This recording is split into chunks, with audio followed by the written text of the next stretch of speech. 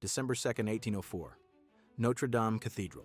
A 35-year-old guy literally takes the crown from the Pope's hands and puts it on his own head.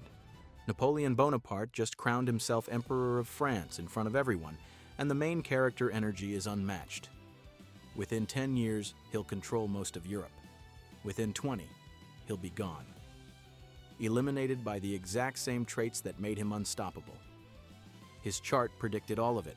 The coronation scene where he crowns himself, pure theatrical power, the Russian disaster where 500,000 troops froze because his ego wouldn't let him retreat, fixed fire refusing to adapt, and that final exile on a tiny rock in the Atlantic dictating his memoirs to control his legacy even in defeat.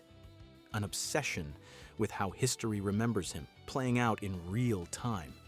Wait till you hear about the love letters he wrote. The one so intense, they're still famous 200 years later. And the woman he divorced for an empire whose name was his last word as he passed away. The Venus placement in this chart, absolutely unhinged. All right, quick thing before we get into this. If you're into understanding historical figures through their charts, hit subscribe. And honestly, I need to know, would you rather have this level of ambition knowing it comes with that ego and self-destruction, or would you pass on that whole package? Drop your take in the comments because this is genuinely fascinating to debate. Born August 15th, 1769 in Corsica. Leo Sun. Capricorn Moon. Scorpio Rising. This is the birth chart of someone destined to either build an empire or spectacularly crash trying. Leo is fixed fire ruled by the sun itself. We're talking ego, theatrical displays of power, and unshakable belief in your own greatness. And this deep need to be the center of absolutely everything.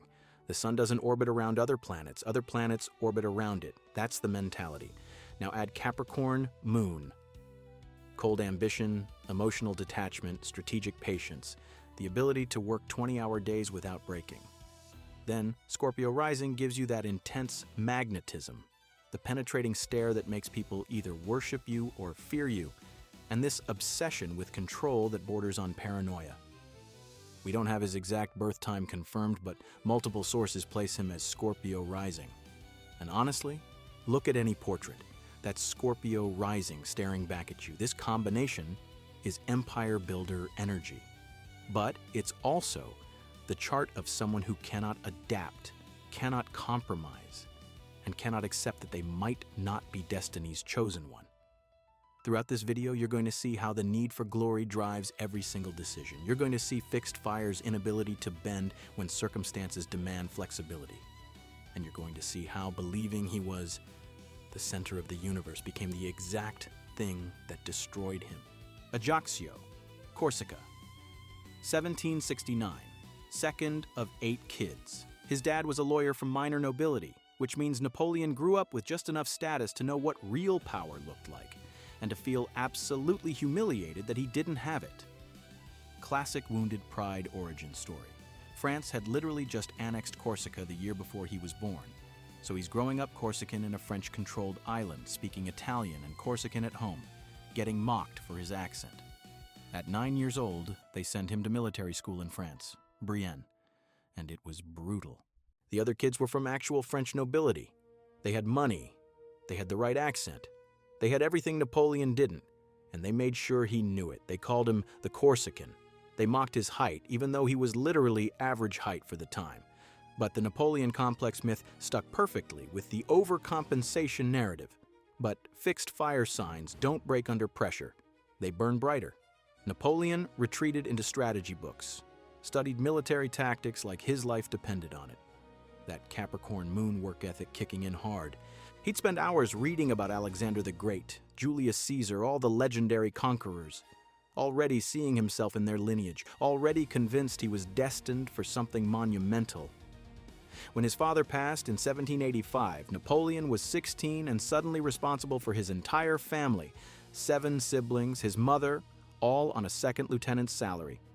This created a lifelong obsession with money and status, because he'd tasted poverty and he hated it. The need for luxury and recognition getting formed in real time. But even as a teenager, people noticed something about him. Professors said he was brilliant at mathematics, cold, calculating, intense. The Scorpio Rising made him intimidating despite being 5 on size 6. The solar confidence made him absolutely convinced he was going to be somebody, and the Capricorn Moon gave him the patience to actually plan it out. At 22, he gave a speech in Lyon and said, quote, "Men of genius are meteors destined to burn bright to illuminate their century." He was talking about himself already at 22. You're in. At 24, he's Brigadier General, youngest in French history, of course. The need to be first at everything showing up early. He got the promotion after the Siege of Toulon in 1793. His artillery strategy was so innovative that he turned the tide of an entire battle. At 26, he took command of the demoralized, starving French army in Italy and gave them the most dramatic speech in history. He literally said, "Soldiers, you are naked and ill-fed. I will lead you to the most fertile plains in the world. Rich provinces and great cities will be in your power. There you will find honor, glory, and riches." Notice what he promises. Honor, glory, riches. The exact things his chart craves. And it worked. The troops worshipped him. He won battle after battle using tactics nobody had seen before, but also through sheer force of personality. Soldiers described feeling electrified by his presence on the battlefield. That's the Scorpio magnetism and solar charisma combining. He could turn retreats into victories just by showing up. And then there's Josephine, March 1796. Napoleon married Josephine de Beauharnais, a widow, 6 years older than him, sophisticated, connected, everything he wasn't. And he became absolutely obsessed. The love letters he wrote her from the Italian campaign are honestly unhinged. He wrote things like, "I awake full of you. Your image and the intoxicating pleasures of last night allow my senses no rest." He's writing this from a battlefield. Josephine was not matching his energy at all. She was having an affair with a guy named Hippolyte Charles, while Napoleon was off conquering Italy for her. Fixed fire gives their whole heart, expects devotion in return, and gets blindsided when it's not reciprocated. When Napoleon was in Egypt in 1798, he found out about the affair. His brother sent him proof. He was destroyed, wrote letters talking about how he couldn't trust anyone, but he forgave her because he needed her. She had the aristocratic connections, the social grace, the ability to work a room that his intensity couldn't match. She made him look legitimate, so he came back to Paris, confronted her, and she convinced him to stay. The relationship never fully recovered, though. He started having his own affairs, flaunting his mistresses because his pride was wounded. By 1804, when they were crowned emperor and empress, the marriage was already fracturing. But the real issue wasn't the affairs. It was that Josephine couldn't give him an heir. And legacy is everything to this placement. Then 1798, the Egyptian campaign. This is pure theatricality. He didn't invade Egypt just for military reasons. He wanted to link himself with Alexander the Great. He studied hieroglyphics by torchlight in the shadow of the pyramids.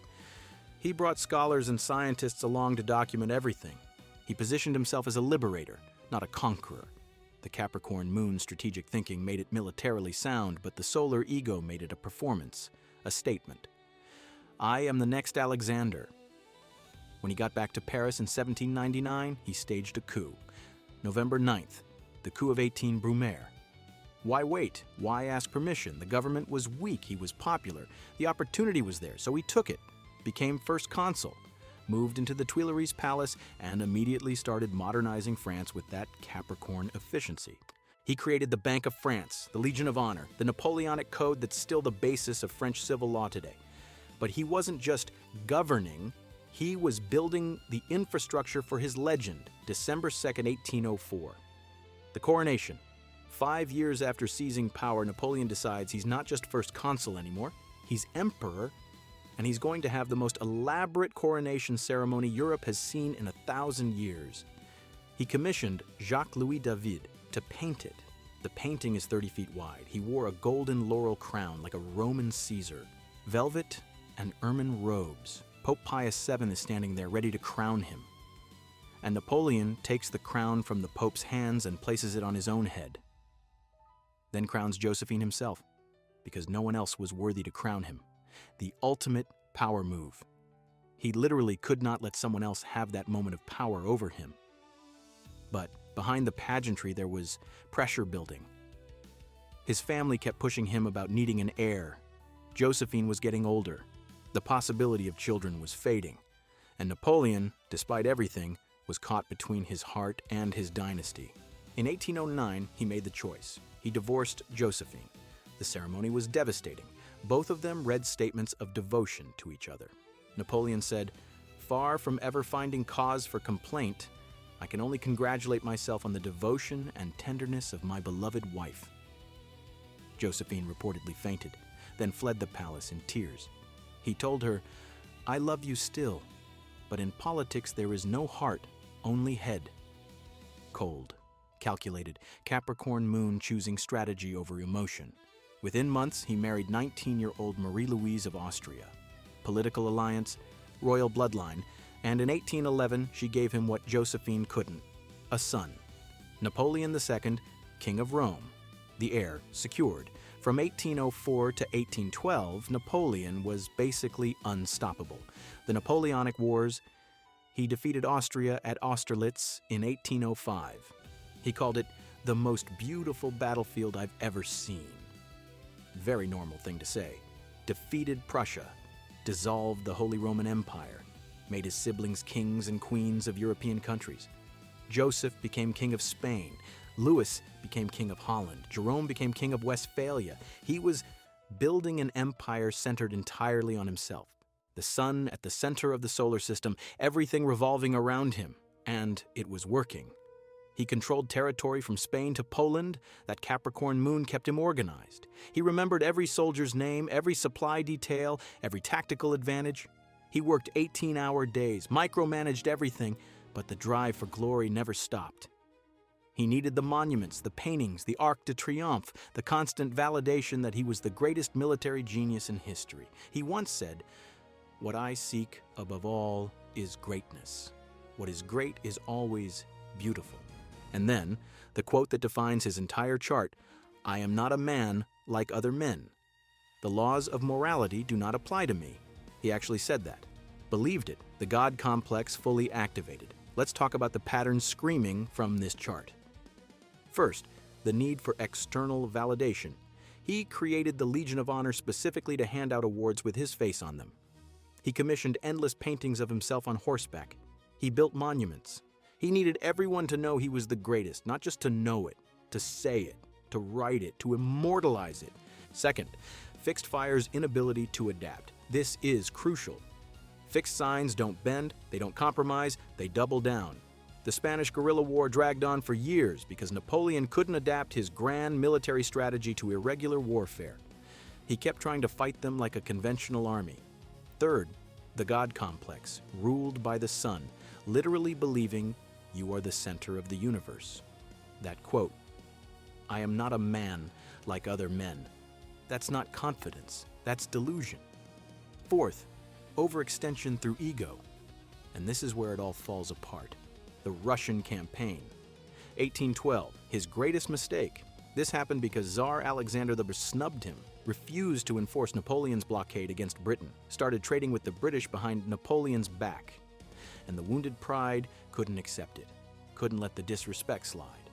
So Napoleon assembled the largest army Europe had ever seen, 600,000 troops, the Grande Armée, and invaded Russia in June. A flexible leader would have negotiated. A water sign would have found another way, but fixed fire doesn't retreat. The Russians used scorched earth tactics, burned their own crops, their own villages, anything the French army could use, then they retreated. Drew Napoleon deeper and deeper into Russia, and Napoleon followed, because stopping would mean admitting he was wrong. The Battle of Borodino in September was one of the bloodiest battles in history.